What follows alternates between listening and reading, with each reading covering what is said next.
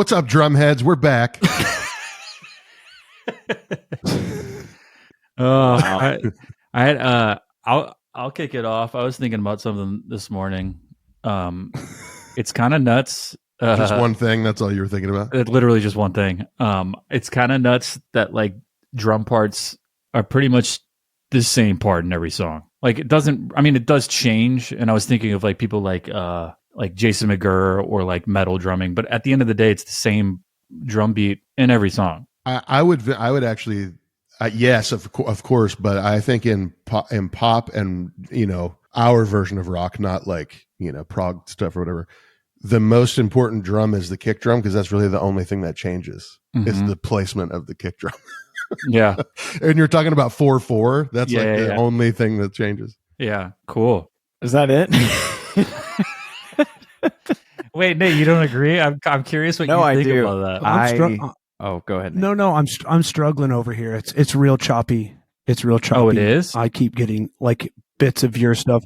Oh, snap. Yeah, I don't, hold on. Sorry. I just like, I keep getting like every other word. Let me restart. Sorry. Let me just restart completely. Oh, see you later.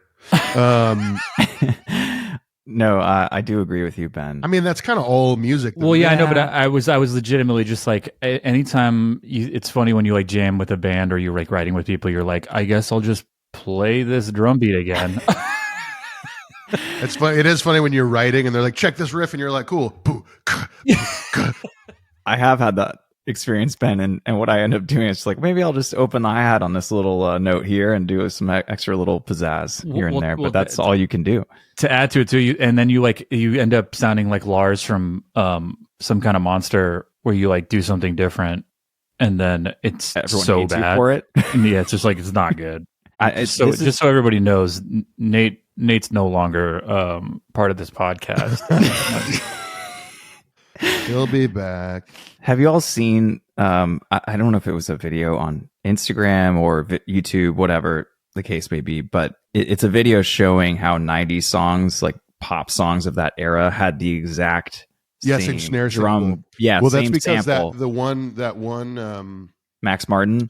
Yeah, I mean, he's solo now, but they had a studio or whatever. It was like in a bedroom. Oh, right, a whole group. Him and one other, or two or three other people. But they use in everything they produced for like a 12-year span. It had the exact same snare sample. Yes. So like every crazy giant video. pop hit from the 90s, like Backstreet Boys to Christina Aguilera, it's the same snare. Hey man, if it ain't broke, don't fix it. You know, I mean, right? It's funny. It's just funny that it's probably like some stock sample. I don't know the history of it, but like now all the bands that are influenced by that era of music are going into the studio painstakingly trying to recreate that sample. That was probably just like a Fruity Loops sample. Yeah. But Ben, when you're in that position, if you're in a room with a band and you're hashing out new stuff and you just go to a default beat, how much do you take it further? Because in my younger or earlier years, you would want to put your mark on something and make it as unique and interesting as possible. And that would sometimes be at a detriment to the song overall. And as I've gotten older, I would definitely change that approach. But how much do you actually think about altering whatever you're going to lay down initially? Does it change much when you get the end result in a studio? I mean, it's the same thing as I got older, and the people that I've worked with, I've like, done less and like try to like, obviously play for the song, but I'm more focused on the sound of stuff now, like the actual sound of like the kick drum or like the snare drum or whatever, like making it interesting outside of the beat itself. Yeah. And I think that in a way gets me excited, because it that can also make a beat, like a boring, I mean, for lack of better terms, a simple beat sound more interesting, and you haven't changed that. You haven't even changed the placement of any sort of hit or anything like that, I like that. Which I think is cool. But what's up, dude? Yeah. What's up? I'm back. Oh, we were just talking about drums. What did I miss? What's the cup say, dude? Oh, just right where I left you. My favorite boss. But yeah. Oh yeah. Reed. But yeah, I don't think about it that often. I kind of just like, it's like anything else, when you like, so like anybody in a band, when they show up with a song, that they wrote and say they programmed the drums. We've talked about this before. It's like the most insane like beat ever created, especially if it's not a drummer. Yes. All right. With this topic, how do we all feel about kick patterns? Okay, that's a broad statement. I'll tighten it up here. How not only just important, but like how crazy are y'all with like the kick pattern is this, right? But whatever they map it out. How gnarly are y'all with like, oh my God, it's just gotta be the same, or it's gotta be this exact thing at every time in every this, like verses obviously, but like choruses, and it's like, no, you did and it should be like or whatever, blah blah blah blah blah. How much do y'all think, or how much do y'all think about it, and how much do y'all think it's important? I think it really depends on what instruments bass, are. obviously. Well, yeah, but other instruments. So like, I remember when Copeland was making Blushing, there's one song on the record. Buckley played 2 songs. I played everything else except for the songs that don't have drums on them, basically. And there was one song that I tracked, and I came home back to Seattle, and I was talking to them, and they were like, we added strings to a string arrangement to the song.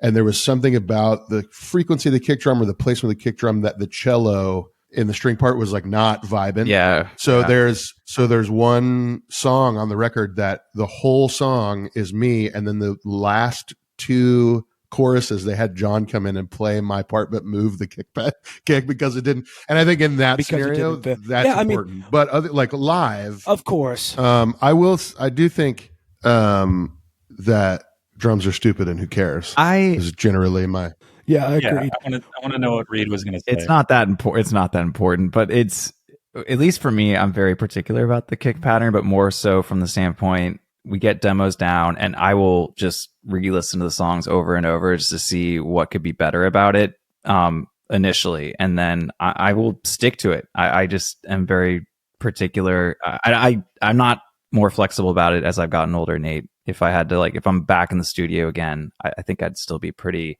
dogmatic about staying true to what I think is best for the song. I do think some guys like Jason McGurr, for example, is a guy who it'll be like just a straight 4/4 thing, and he'll put the kick. It'll be an actual pattern where all the kicks through 2 measures are exactly where you think they're supposed to be, and then on the 3rd measure, he'll move just one of them. And that makes the song move to me. Yeah. That's kind of what. Well, that's why I mentioned him earlier, but yeah. I love that kind of stuff. I'm all about that. But you're also talking about a guy who probably also is very particular, aware of what he's also counting, and he's putting it there because it's like I think he probably looks at kick patterns like percussion players look at tambourine hits or like shaker patterns or whatever, like, where it's like Matt Damon and Good Will Hunting. I would even take the same approach though in Say Anything, because a number of songs I didn't write or record, and Kobe's parts I tried to be very true to what he played, and maybe I would add some things here and there that I thought were great or maybe not great. You would fix what he did wrong, or just do some things that I thought I would add something that didn't take away from the song overall. But piggybacking on this question then, so we've all filled in for people that we didn't play on the actual album.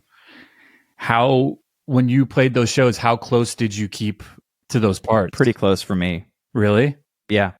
I mean, I same. Like when I play with Yellow Card, I try and also, let me back up and say that I do think there are certain songs where the kick pattern is the like hook to some extent. Yeah. And if you just don't play that, then you're like, then what's the point? You know what I mean? It's like there's certain, especially verses, or if there's a certain cadence, like there's certain things that you have to. I guess my point was like more what Jordan said with like live to some extent, because I have Amber Lynn songs where I'm like, I just start playing and I've been playing them my whole life, and I go back and listen to the album. I'm like, I'm not even close to Yeah, that. But I'm like, what I play now is cooler in my brain because I'm like, I'm more mature. This is how this, and Dion kind of is adapted to And that you kick all pattern evolve as in well. that. Yeah, you all kind of evolve. But with Yellow Card, for example, with like their main song, the Ocean Avenue song, that kick pattern has to be. Well, it follows with guitar and bass. Yeah, it's like a whole rhythm. I mean, there was stuff with Copeland that, like, on the record, you listen to it and you're like, that's perfect. And then live, I would try and play that and be like, it doesn't feel right live because the energy's up, or we're playing it louder. Like there was like some touchy stuff. So I did a lot less changing or adding, and I did a lot more taking away. Like there was, or if there was like a weird fill that would spill over, I would basically make it simpler, just because Sure. when you're playing at the Glass House in Pomona, no one can fucking hear half of the shit that you're doing anyway. So it's not like, what's the point in being overly like close in a club scenario, you know? Oh, I like where this is headed now. Wait, so I like that because you're aware of your surroundings too. I mean, a lot of guys don't, I think, understand that like some stuff doesn't translate live. Right. Like some ghost 100%. notes and stuff like that. Like I go see some bands play, and like there's a lot of nuance in the playing, but then when you see it live in front of a PA and the band's playing live, you don't hear those things for the most part. Yo, I will say this, the most recent experience for me was having Daniel fill in for me, my brother-in-law, and I saw videos obviously, and then I was letting him, when I would come back out, he would play like a couple songs. Dude, watching him play my parts and then also add some stuff, I was like, this is sick, because Daniel's a really good drummer, and he would do things that I'm like, dude, I wouldn't have thought of that, or whatever. Now you're ripping him off on your own songs. No, what's funny is he then watched me. I kept letting him play the same song every time I was out, but when I went out for 2 weeks straight, I just played the whole set. And so he watched me play the song that he'd been playing. Does that make sense? So one song, and he's like, "Oh, that's how you do it." No, he was like, "Dude, I got my mind blown because I started adding stuff from 8 years ago that isn't on the album." He's funny. like, "Dude, that was crazy." He was like, "Dude, when you did this, that's crazy." And Joey and I have been doing this, a couple things on this one specific song, which is called "Dismantle Repair," where we add just like. But we've done it over the years to where we're syncopated, and Daniel was like blew his mind because he was like, dude, but I will say, like, when I fill in with Yellow Card, I try so hard to play like the album, because nothing makes me crazier as a fan of a band, right? Like subtle kick patterns. As a drummer, I don't know if I'd ever notice, especially a band like Yellow Card or like Amberland or something like that. I don't think I go and be like, was that the right kick pattern? But when someone's adding 100 fills or not doing important fills, that pulls me out of it. I think we talk a lot about big guys like Travis Barker who have these iconic parts or whatever, but I actually think, at least from our scene, I think about Junior playing, I don't think it was him early with Appleseed Cast with all the Bell stuff. Yeah. And I saw them play in Pittsburgh in 2000 fucking some 2 or 3 or something.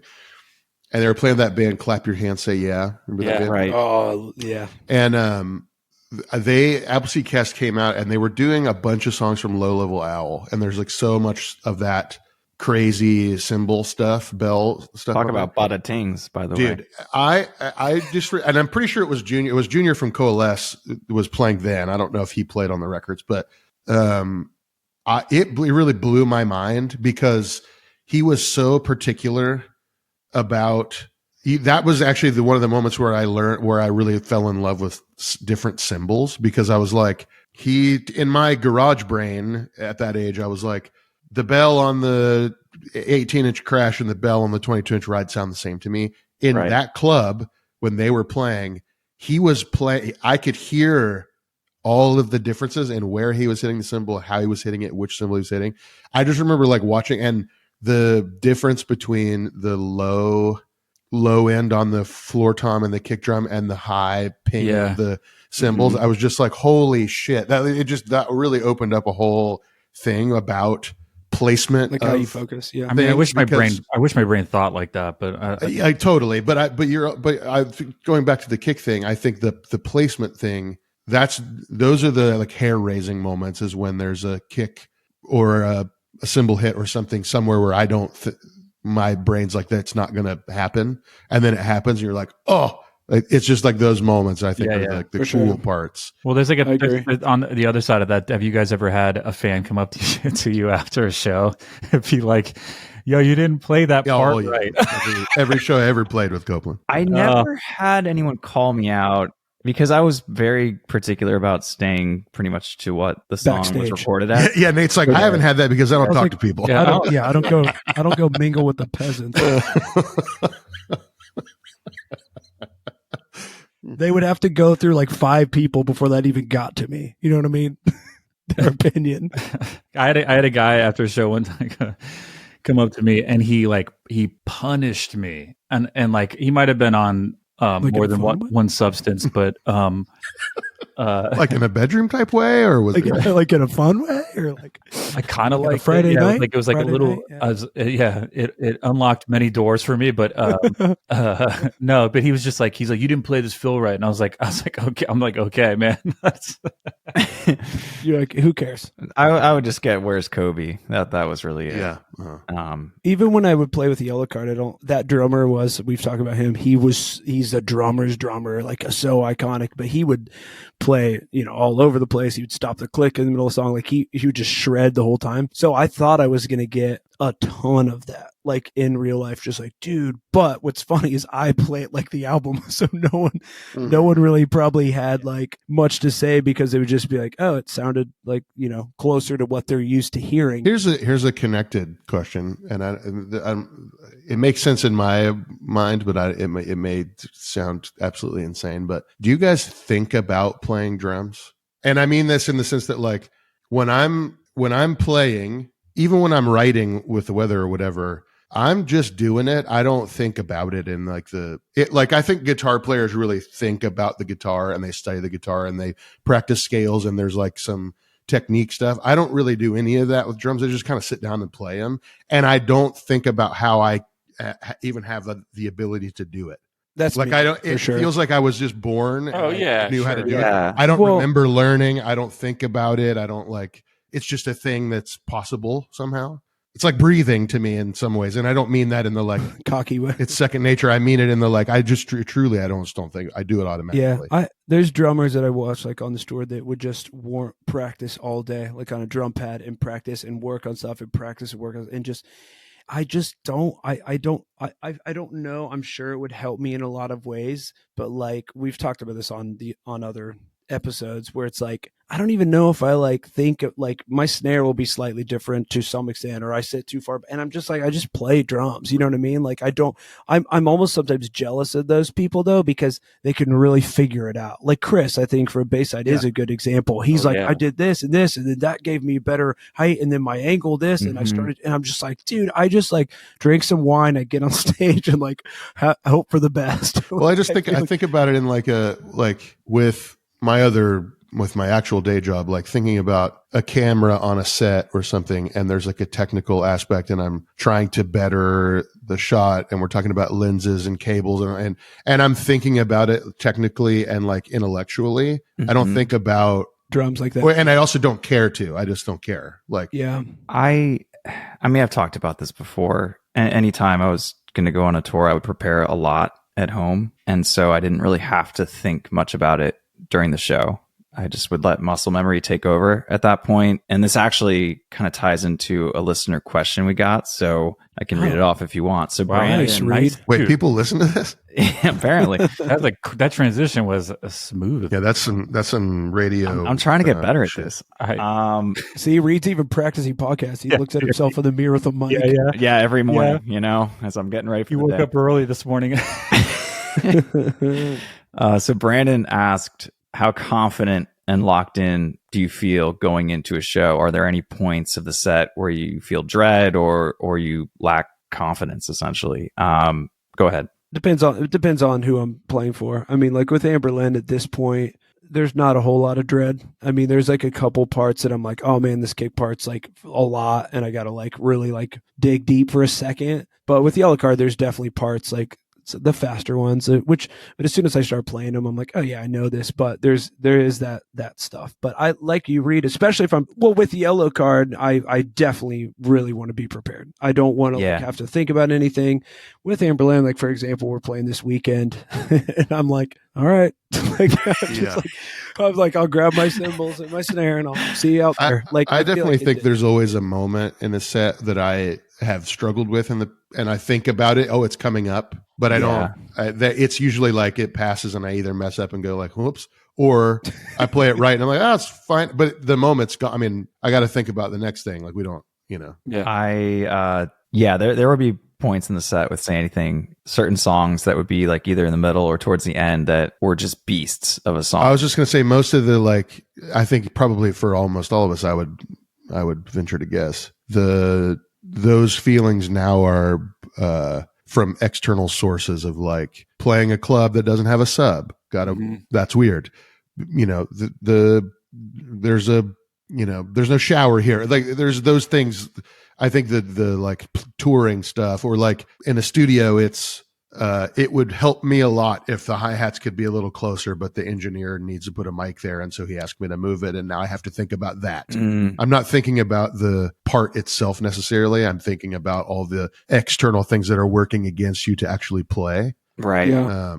And for me, it's always with shows. It was at least at the level that Copeland was touring. It was always like, am I on a riser today or am I on the floor? And is there a sub? And those were usually the things that like, if there's not a sub, and you're using in-ears and you're on a ride, it's a tough go. Dude, that's been me forever. It's hell, by the way.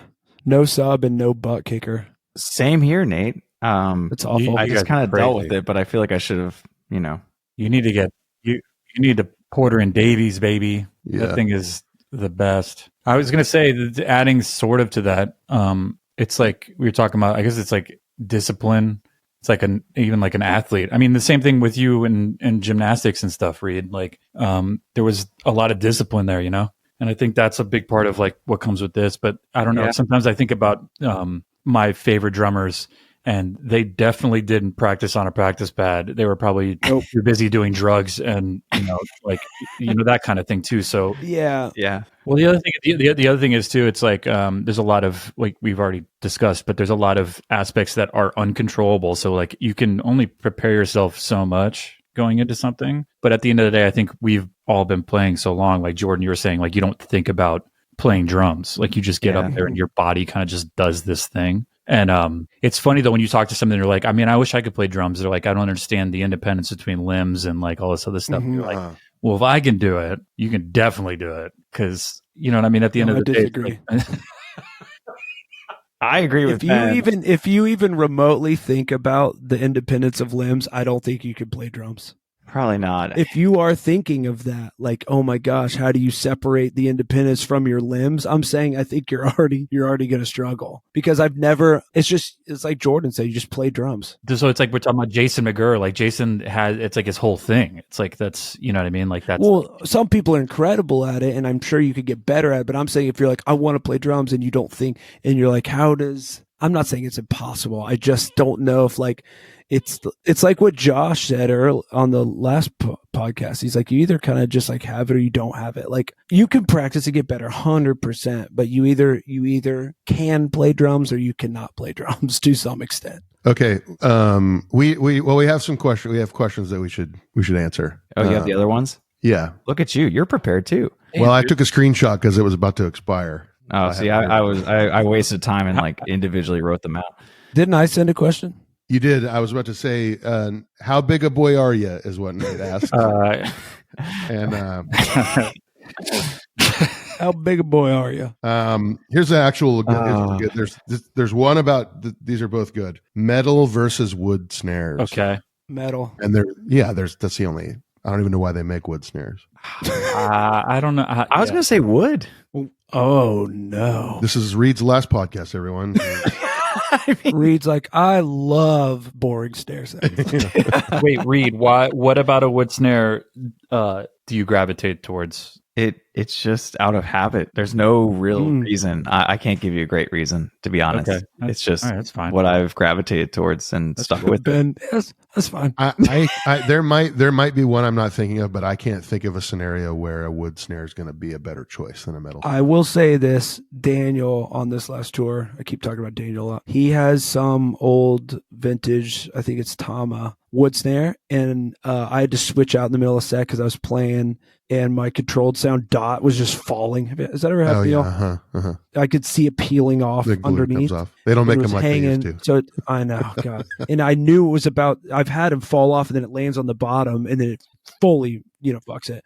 So anyway, before that happened, I switched out and he put on his snare and I was like, damn, this snare sounds great. I was like pumped on it. And then the next sound check, he's like, oh, do you want to just play this? I'm going to switch his head. And I was like, yeah, it's fine. And I was playing. I was like, dude, this snare sounds great. And I literally was like, oh my God, it's a wood snare. It blew my mind. I was like, well, that's the thing. So I've come across wood snares that I like. I play metal no matter what. Like I just like a metal snare drum, but I have throughout the years come by. I'm like, oh wow, this is a nice one. Like, it's very rare, but like there was a Gretsch snare that I really liked. It was maple and it was coated with steel. So it's metal. So I mean, but you probably get the woody tone, but the range. Yeah, and I love that snare. The only good wood snare. I think a better question is what type of metal do you prefer? You know what I mean? That's a tough. I like different brasses. Yeah. Although I have a pearl brass snare, but the iron, the Keplinger iron is like, unreal. I just don't have. Yeah. Chrome $3,000. Chrome over aluminum is that's the gold. That's been on a lot. That's the aluminum standard. Like a superphonic, basically, but Superphonic's probably my favorite snare of all time. My Truthfully, favorite, Black Beauty's pretty sick too. Yeah. I have a Jeremy from Q made me it's a plate brass snare drum. It's basically just a sheet of brass rolled into a circle and then riveted down the side, and it's 7 inches deep, probably weighs 25 pounds, dude. And it's wow. I will never. It's like to this day, I don't think I'll ever find a better snare drum than that drum. Yeah. I love that drum. Sick. Yeah, all cap stuff is like I've never played one or heard one that doesn't. They're all good. Yeah, they're all great.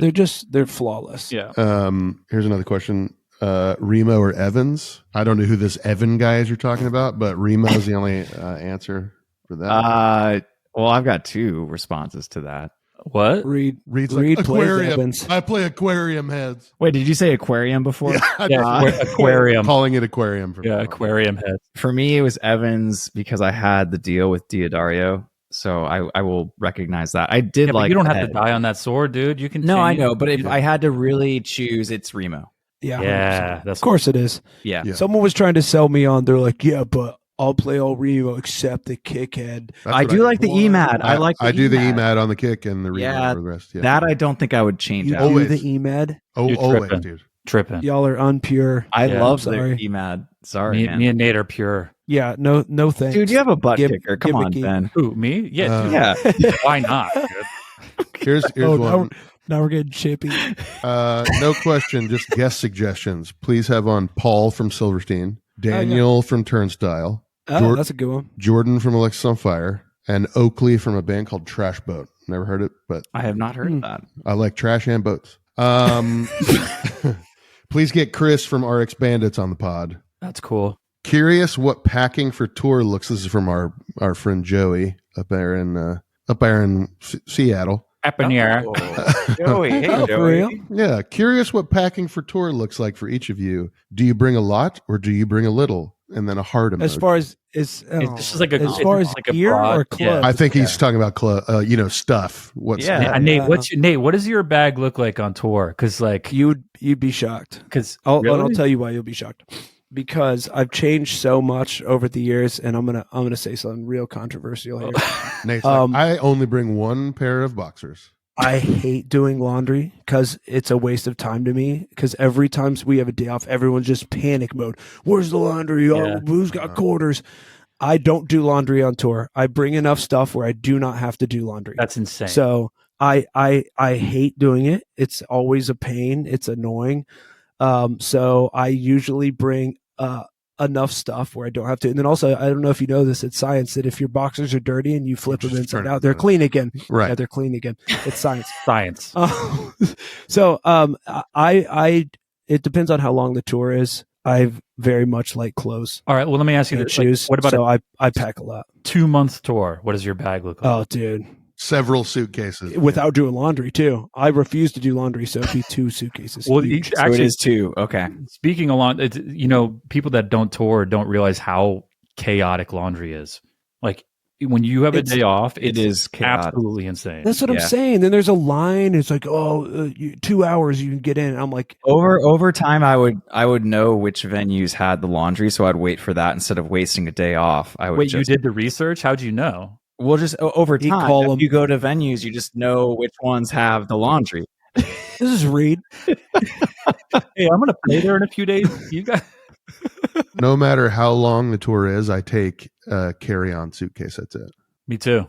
And the way I do it is 2 pair of shoes, a like booty kind of whatever, and a sneaker. And then You said booty? I mean like boots or Oh, some sort of thing. oh. And then Booty shorts. Booty. I Pirate's do booty.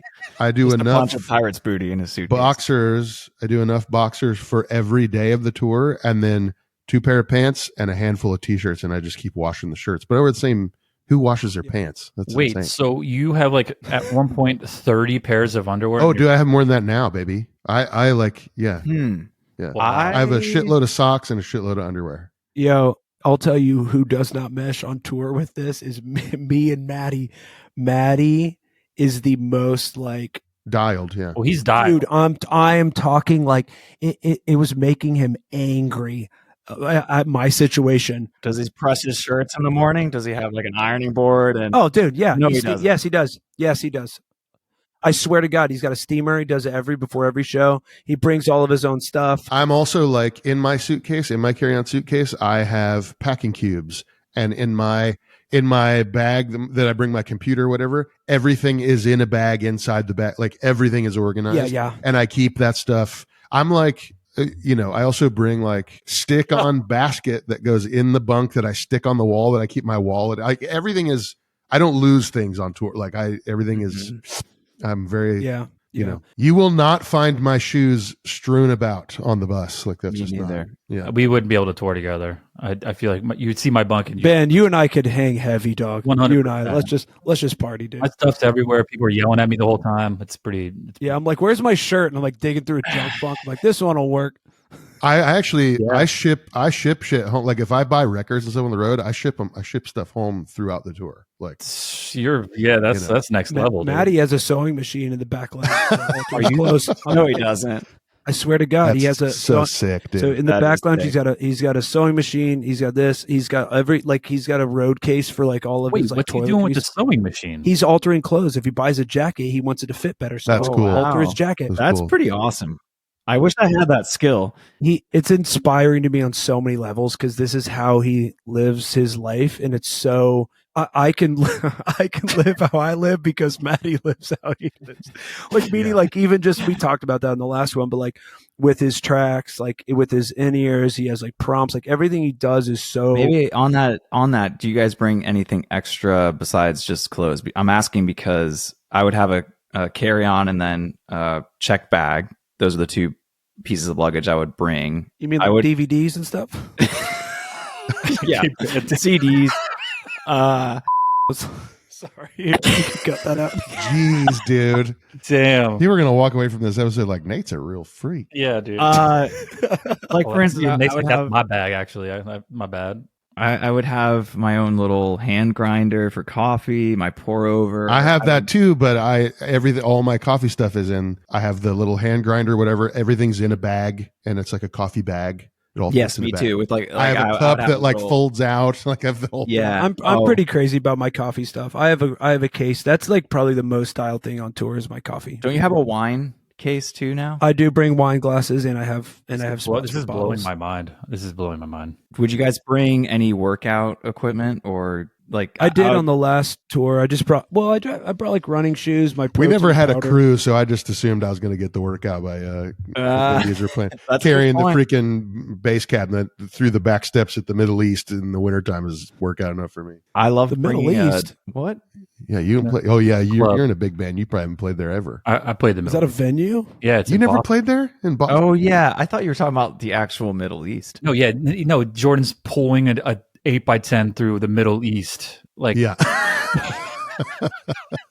Have you not seen that meme? It's a 8x10 cabinet and a picture of the back staircase at the Middle East. And it says, Iconic duo. Name a more iconic. Yeah, I've It's seen that. I just literally didn't the know the worst. venue. hey, you know what? Yeah. Let's talk about that just 1 second. Bass players, it's funny when we Can't were be doing- found. Load in time. Where the fuck are they? No, but when you They're but gone. even doing the Middle East and stuff They're doing like laundry. that, why do you need an 8x10? Right. Yeah, Right. Just dude. go direct, man. Not even that. I have always thought the bass cab is the dumbest thing ever. Even from back in the day, I'm like, look, there's guitar cabs, and then the bass cab twice as fucking big for no reason. Yeah. Why do they make? I mean, I think it's the punk thing. I don't, because you go to like a real show and like these dudes are using like the little Aguilar Yeah, head with doesn't use that? no. Hey, I think his rig is just like a DI box. I'm pretty sure his rig is tracks. Yeah. Oh. Pretty sure his rig is a studio guy that did it all before. Yeah. That sounds about right.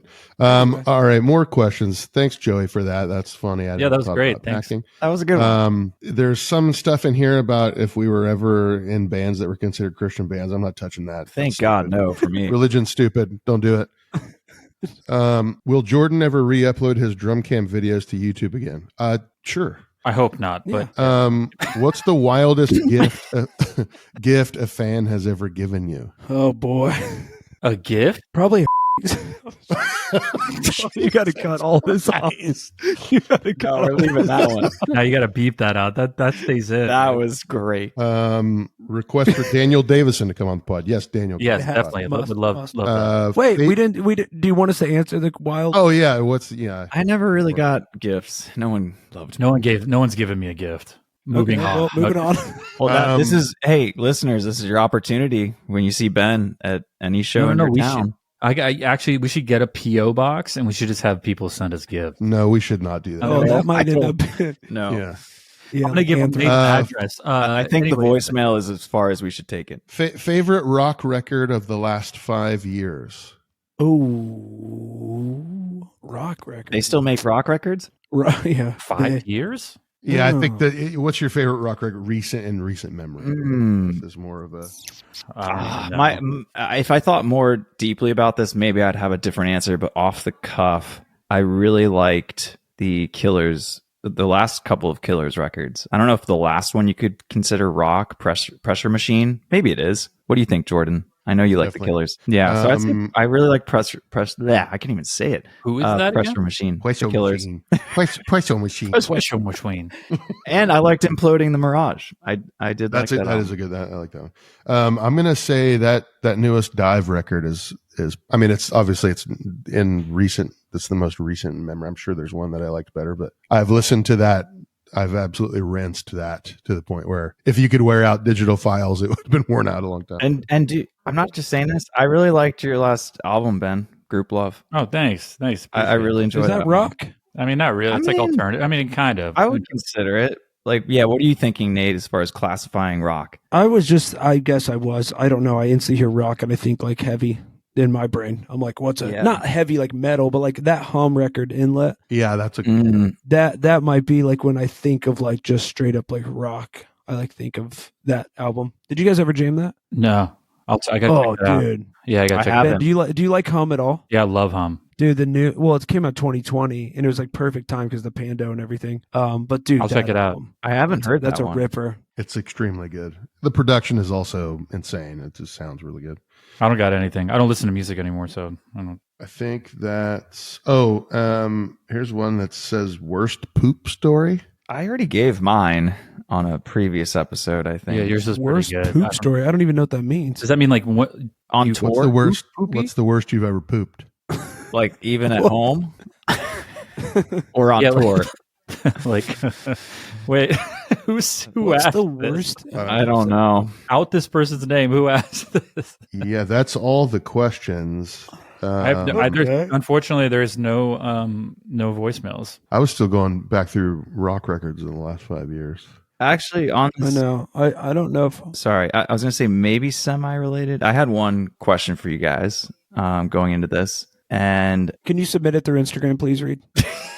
Yeah, we We don't. don't accept questions live on the air. so I was thinking, I want to get your thoughts. Is there a band you will always love, no matter what, no matter how much you might dislike albums, more recent Like albums? new stuff? Yeah, Yeah. there is. Yeah, I have one. And there's a reason I'm bringing this up because I've been listening to here and there the new Coldplay, and that's Seriously, dude.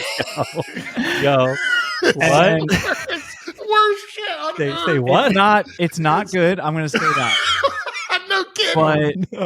but that's a band Coldplay. I hear me out. That's a band I will always love no matter what because of the first few albums. I grew up on it. And Parachutes. I'm just being real here, guys. I know how much Jordan just hates it, so it's so I know. funny. I'm this is my opinion. So No, I like I it. love Parachutes. I love Rush of Blood, Parachutes of course. is a classic. I think Viva La Vida is a fantastic album, but Trash. of course the last you think that's trash? That's Oh man. the only thing they ever did that's any good is the first one. Okay. Disagree.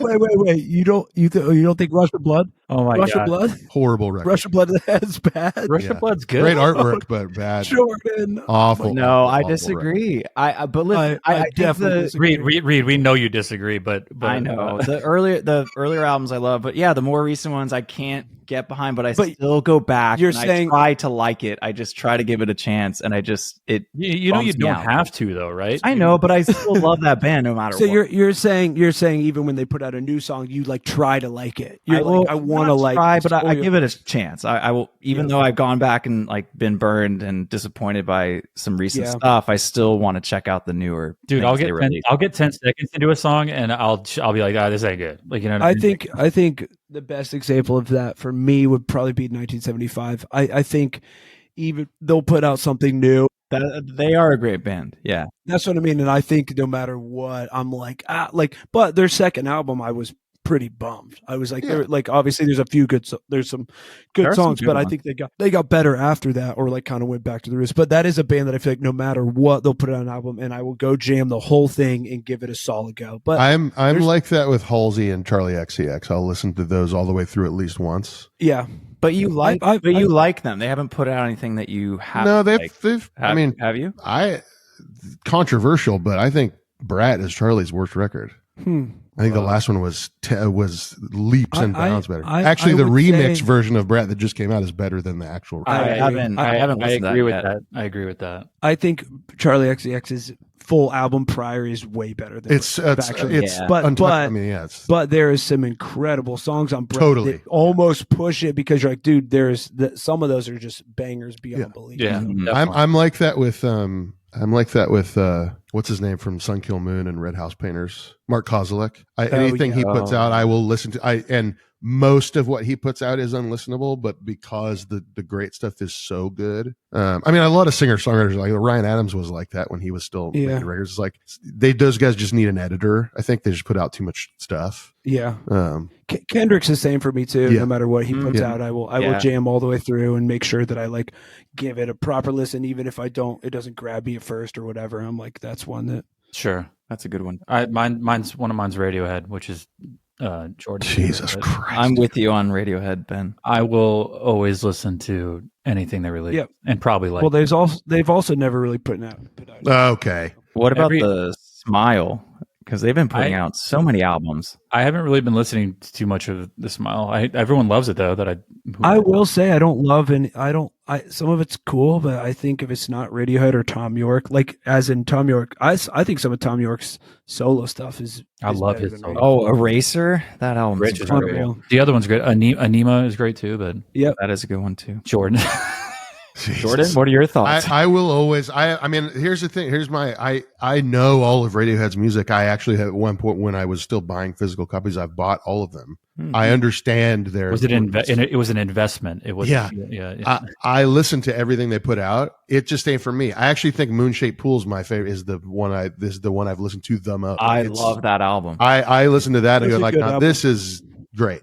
Opening track is crazy on that. Like, that album. and that the song that they did for James Bond that never got used made me want to never watch a James Bond movie again, because whoever made the decision to not use that song should be buried under the jail. They should. Like, that is an it's so incredible good that song. you chose freaking Adele over that. That song is insane. Wait, what are you talking about? They made a song for a James Bond movie and submitted it as like the intro song, and it got, and they chose. I'm pretty sure they chose either Billie Eilish or Adele over it. I think it was Adele. And I know what song you're talking about. and after the NDA like lapsed or whatever, they put it out. Radiohead put it out as a single. It's unreal. And I remember I was on tour. We were like in Singapore or whatever, and it got posted. And I was in the airport by myself listening to it, and I was like almost crying. It's so good. Wow, I never. My thought thing with I'd hear you Radiohead say is something like this about my Radiohead. thing with Radiohead is when it's good, when it's like truly transcendent. It's the best of all time. Yeah. Most of it just reaches and doesn't quite get there for me. Like, all I need is like a top 10 song ever made. Yes. Like, but the rest of that record is bad. Speaking of movie songs, this is a random one, but I know that one day we want to try to get Fred Durst on here. Do you remember when Limp Bizkit did the theme song for Mission Impossible? Yes. Yeah. Yeah. Yeah.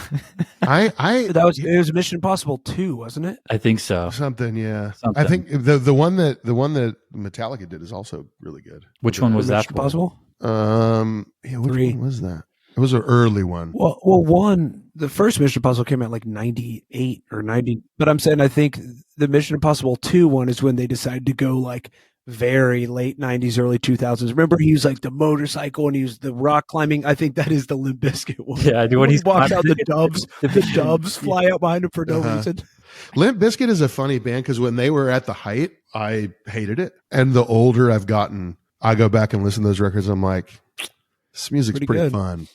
It's not. I mean, even the newest record, I actually like.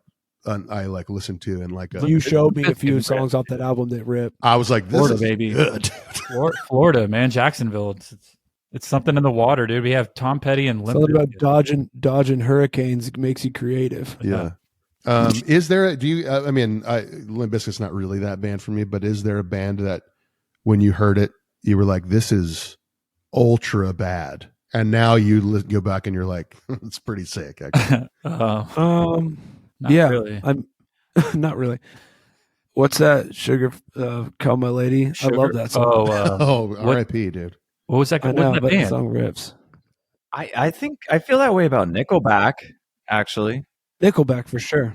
Nickelback for me, I hated like everybody else. I never disliked it though. It was I don't think I think it became such a thing to dislike them. I never remember actually disliking. I remember hearing it. I was like, some of these riffs are cool. Like I remember actually just think being they're like, this similar to Third Eye Blind. Their singles are the are worst. super pedestrian and just like they're there. They're not really. Yeah. But then you listen to the record and like the deep cut tracks, you're like, this rips. Yeah. It's I like hated very that good. they were all over the place, and I would hear the songs all day, every day when I was training in my gymnastics days. You'd have the radio on, and you hear like Nickelback songs on repeat the whole 3-4 hour period that you're there. And it's because I was managing a Pac Sun when they were at the height, but I hated the Strokes. Hated it. What? It was Because they play it all the time. It just my Jesus Christ. It was every other song in Pac Sun was the Strokes. I hate it. It's same with the Yeah Yeah Yeahs. The whole like Meet Me in the Bathroom New York stuff.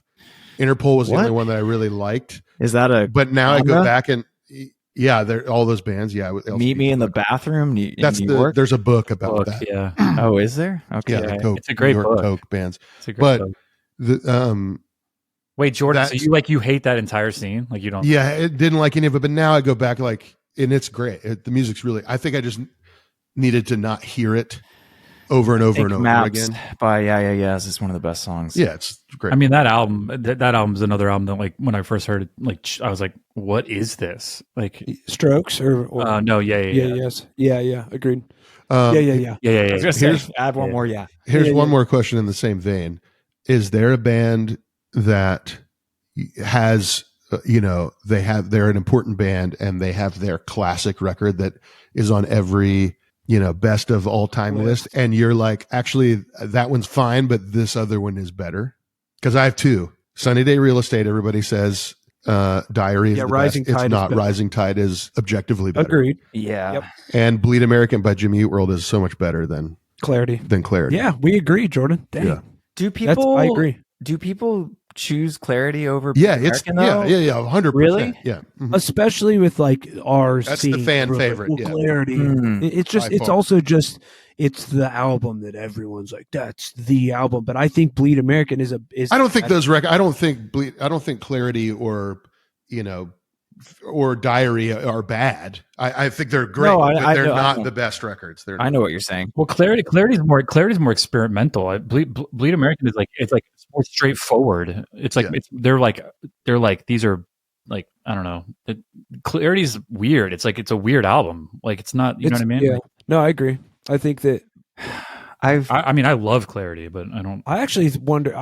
Sometimes I think Futures. I like Futures more than Clarity. like even. Futures. I mean, they're a great band. I like with Radiohead. Obviously, people point to OK Computer. Kid A is pretty iconic, so it's hard. It's maybe not a good enough answer, but I would choose Kid A over OK Computer. Yeah, I don't know. Is that the one that Radiohead fans say is like the album? I feel like Kid A- OK Computer is kind of the one everyone always talks about.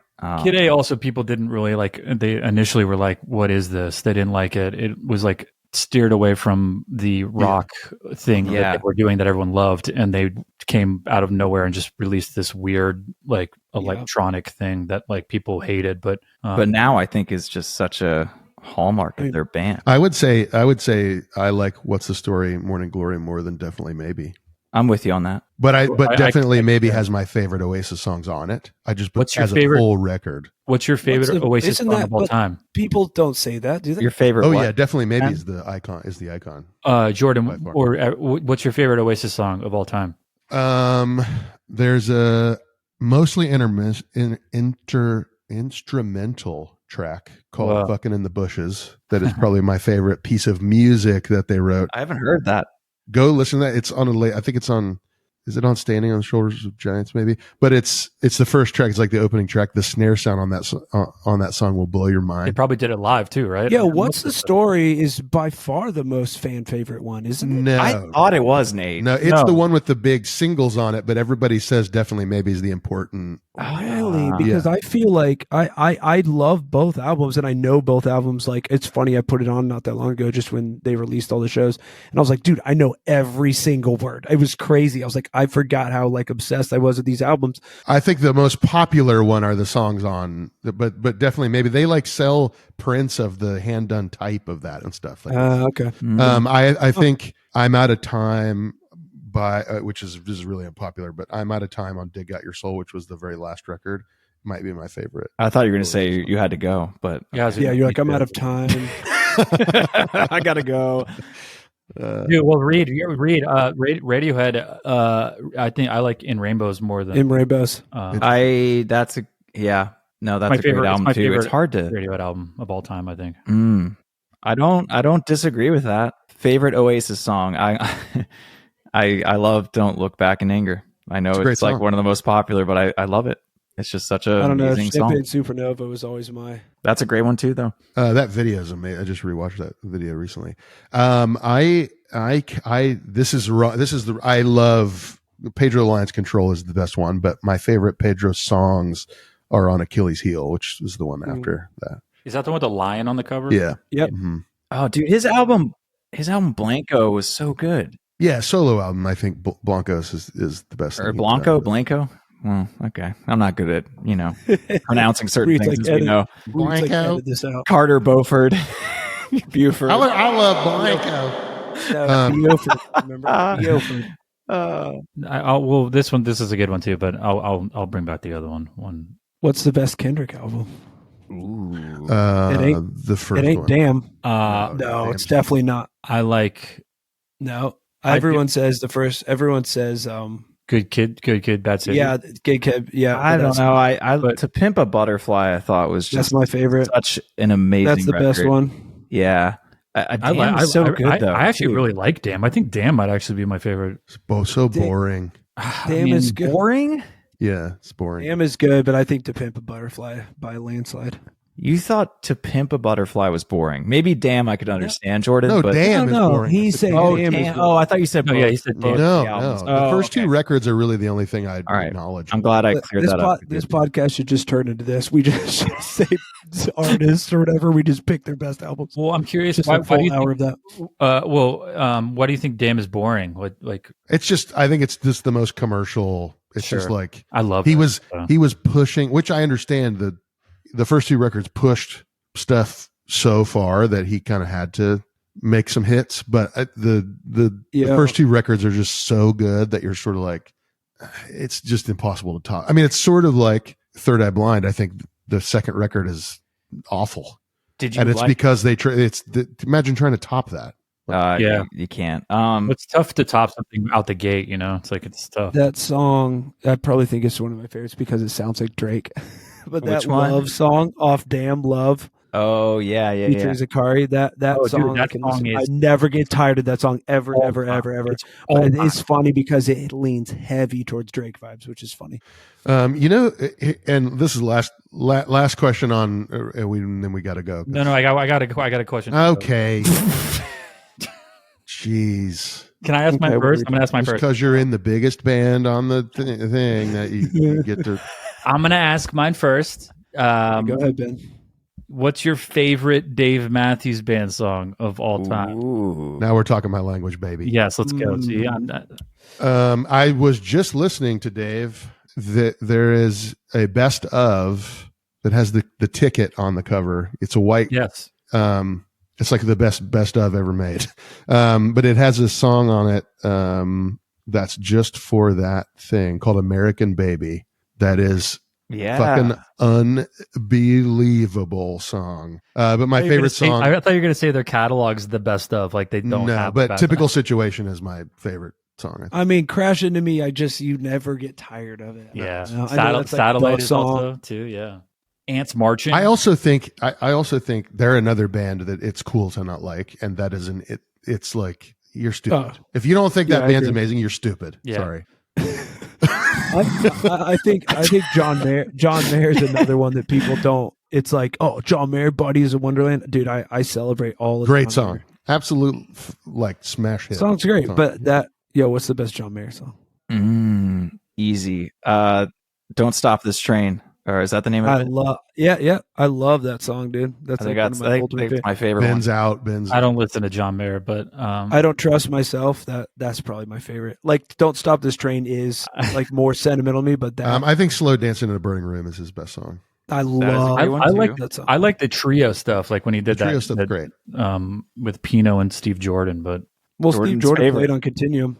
He did, and the drumming is insane on that album. It's unreal. It's funny too because you listen back to drums. You listen to that, and it's like it's the simplest drum. Simple. It's so like simple. Yeah. Also, the production on it's like it's the best. Well, here's maybe the best. Like, here's what's cool, and I remember. Tell us what's cool. Yeah, tell us what's Let cool. me tell you what's cool. When that album came out, he was coming off of like, all his huge thing before with like Clarity, all those big songs that he had on the album before. And when he put out Continuum, it was such a like e-break for like I remember, because that doesn't sound like any of his prior stuff, really. You know what I mean? It's like way more bluesy and way chill. And I remember him saying it was like such a big risk to do that. But still to this day, even with how big his singles are and all that stuff, that Continuum is the most played John Mayer album still. By far. By a landslide, which is funny because that was such a big risk. I mean, if you go back and listen to the album prior into Continuum, if you were a fan of that, he could have easily, that could have been the end of his career. Truly. Yeah. That could have been where people were like, you know what? Like, I kind of wish it was, but God, dude, we got Ben hating John Mayer and Reed's over here gushing about fucking Coldplay. Like, what universe is this? No. Hang on. I'm joking, but Continuum is insane. I will. Even the artwork is sick. Yeah. The artwork is not sick. Yes, it is. It's very good. Ben, not sick, Ben, dude. That looks Jordan, like tell him that's good. It's really good. How was that? And with the Columbia logo, dude, that's That's iconic looking, but It the looks gray on like- gray, then the blue.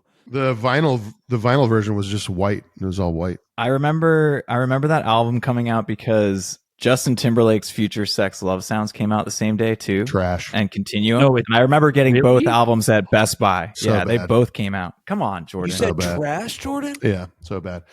Here's the question before we go. Hey, you guys can are we insane. can we play like snippet? What's the No, we the can't. music? I you go, looked it "Damn up. it, The Carl." 10 seconds thing is fake. It's not I real? don't have the Damn money it. to get sued. Here's a question. Is there a band that you still actively listen to that you're sort of like, this band never got its due? Like this record is better than people. No one paid attention to this, and it was. That Paulienzo record. I think Me Without You, whether it's Catch for Us the Foxes or Brother Sister. Was plenty big. Yeah, I think people love that band. Could have been bigger I though. mean, you thought that could have been like commercial big? Yeah, like You turn on the radio to Me Without You. What's going on here? Fuck is going on here? Reed's getting just torched. it's fine. I can take it. I mean, Paulienzo, I think people that do listen to it love it. I think they're an amazing That's what the band, question is. but Though. Like more people should have heard it. yeah, I think more Yeah, but people should have heard Me Without You also. I know they were more popular than Paulienzo, but I would say you don't think they got their due? I think they got plenty. I think Me Without You got plenty of dues. I think Me Without You is in they're like, they could go still probably tour and like draw tons of people. I was asking because I think Sorry. It's fired up, dude. You got fired up. Well, they're huge. Me Without You is I do huge. think that given the time that this record came out and what was happening and what band they were coming from, I think Sparta should have been enormous. That first Sparta record is All right, so you can't mind blowing. you can't give me shit and not give I absolutely Jordan shit for can't. that. No one heard Sparta is a Sparta. big band. No, they are not. They're not that big. They never did a big. They did headlining late tour. night apperances and all that. People knew about Sparta. My freaking neighbor's done late night appearances. Who gives shit about late night appearances? Oh, Reed, Me All right. Without You is an enormous band. Okay. they're not. They're it's not. not- They're not enormous. For that style of music, they are enormous. Yeah, but that's You not can't music. get- There's not that many bands that sound like. I mean, I would argue that Name us Fugazi the band- name it- sounds like that. That's also true. Wait. All right. Anyways. Ah, Okay, here we go. all Well, right. no. Wait. But I'll think of a different one. I got one. You I got guys one. Don't worry. Color Revolt, the EP and Plunder You plunder. should have been gigantic. Yes. And I they think weren't Moses of the South is one of the best songs ever written. ever written. I'm with you. Thanks, man. You're I'm welcome. with you. We got each other's back. I'm with you. Me without you, baby. Thanks, Ben. Oh, I love me. I just felt like they were like the No, band it's for fair. so long. You're right. It's probably there are other bands that Here's what I better think. examples. Sparta's biggest song has 1,500,000 listeners. January 1979 has 10 million listens. Like it's, is that's- Mew a good band to point to? yeah, definitely. Because Definitely. that would be another thought. I would say most people. I think you have to be into music to even have heard of that band. Most Yeah. people Mew, don't know who yeah. that is. Yeah, I agree. Frangers is It's all a great one. and That the band is glass-handed kites is amazing. Yeah, Mew has 100,000 monthly listeners. It's like That's insane. That's it. Insane. yeah. That is insane. That is dumb. I actually this is, and he's gonna think this is ridiculous, but our friend Lou, I think Gasoline Heart. Yeah. I agree. never- It's up here. I've actually I had this whole conversation not with Lou but with someone else. What is? Oh, now I'm going to blank. What's the band that got really big? That Nirvana.